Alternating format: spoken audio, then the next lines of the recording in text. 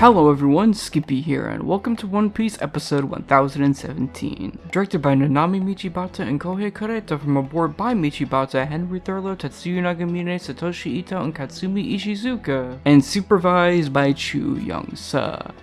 With an absolutely stacked offering as it is in terms of main staff, featuring direction from one of our series directors, one of the most promising assistant directors, and storyboard work from two of our other series directors, 1017 promises to be big, and that's clearly emphasized in the preview. With the editing being so clean and clear within it that as much as we see of Naoto Shishida's sequence and other cuts, we're still not left with the bigger picture of it all. And by God, what we've been shown so far looks amazing as it is already, so I can hardly contain myself. Mix that all together with polished yet visceral corrections from the best supervisor currently, Chu Young-sa, who personally has been tweeting a lot about how great this episode is going to be, and you can clearly tell that we're in for one hell of a ride. So will episode 1017 be as insane as it's expected to be for this first big barrage of roof piece action? Let's start the fight and find out.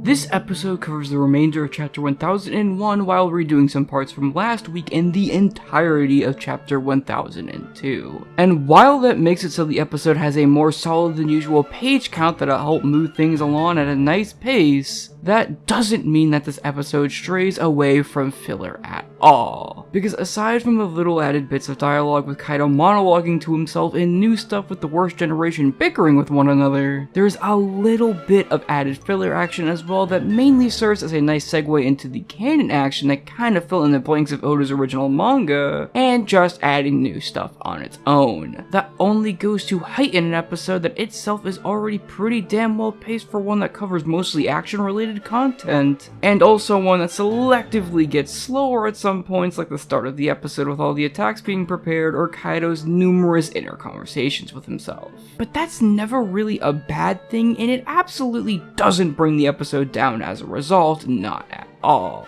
It just allows it to be at its core a single episode that delves into the fighting style and prowess of these infamous rookies due to the page count at its disposal and just because of the medium of anime compared to manga, allowing it to do so much more continuity wise and well creativity wise. And it is a clear showcase of what is the absolute best way to go about crafting an action episode when it comes to adaptation.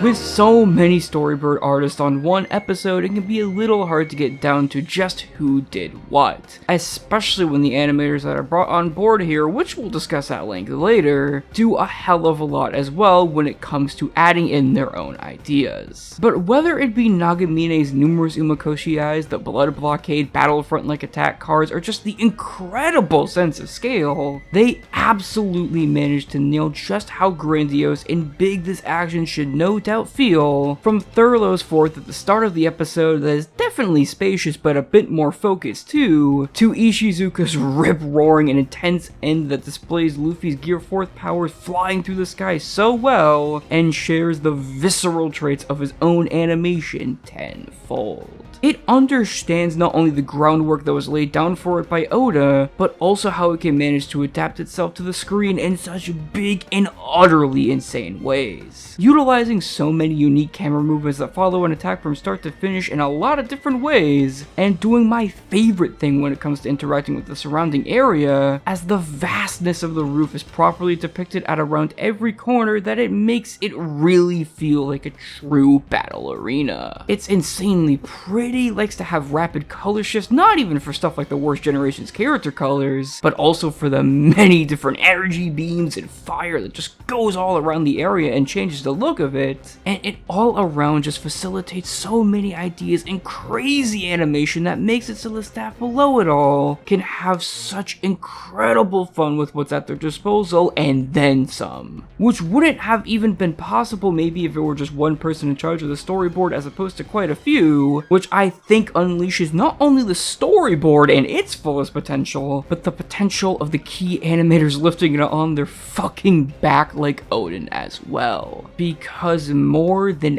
absolutely anything, this is their episode.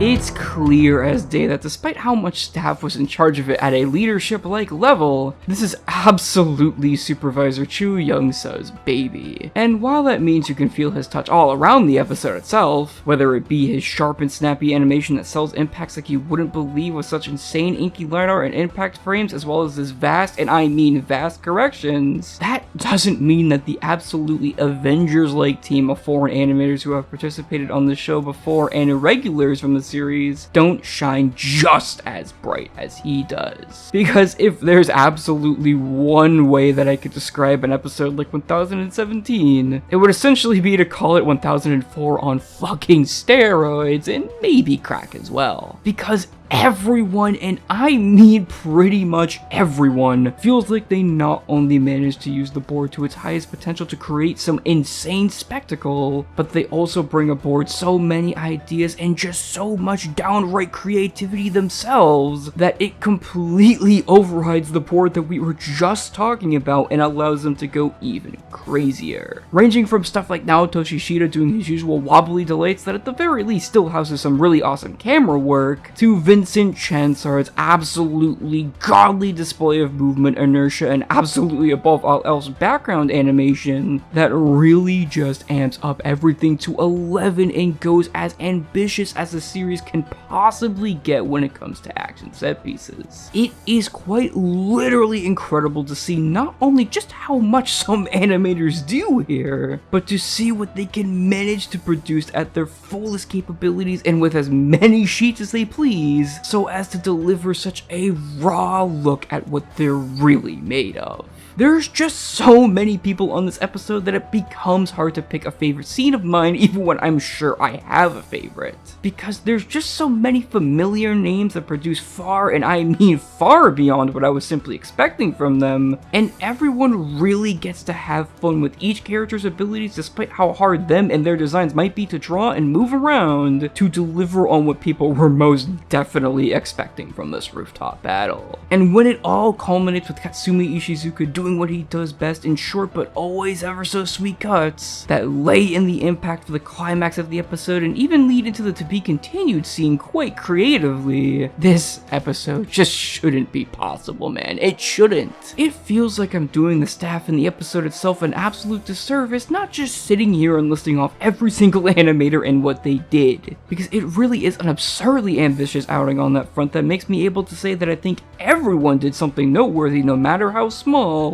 And I just cannot imagine the massive undertaking that this was on not only Michibata, but also Kureta, two people like Ishitani who helped out in regards to dealing with retakes and such, and just absolutely everyone who was anyone on every different level of production here, because this surely wasn't something simple and easy to put together. It's far, and I mean far, beyond the best action episode the series has ever been graced with, and honestly might just be one of the best animated episodes for a Toei show in general, no matter the era, and no, I'm not joking. It raises the bar to such an insane degree so soon after Ishitani herself already absolutely killed it, that I'm definitely looking forward to how this all continues in the future. To the staff of this episode, I just want to extend an absolutely heartfelt thank you and genuine well wishes when it comes to continuing this all in the coming episodes, because you definitely set yourselves up with an interesting challenge. Next week, obviously, we're dealing with a bit more conservative staff visually with Kenji Yokoyama as expected after insane fare like this, but while 1018 may very well be tamer than this here entry, it looks like director Kenichi Takeshita's next episode after a long while will be full of some goodies itself, even if some are small or merely direction based. So I wouldn't be counting this one out just yet, even if it is certainly used as a bit of a rest episode after what has instantly come before it.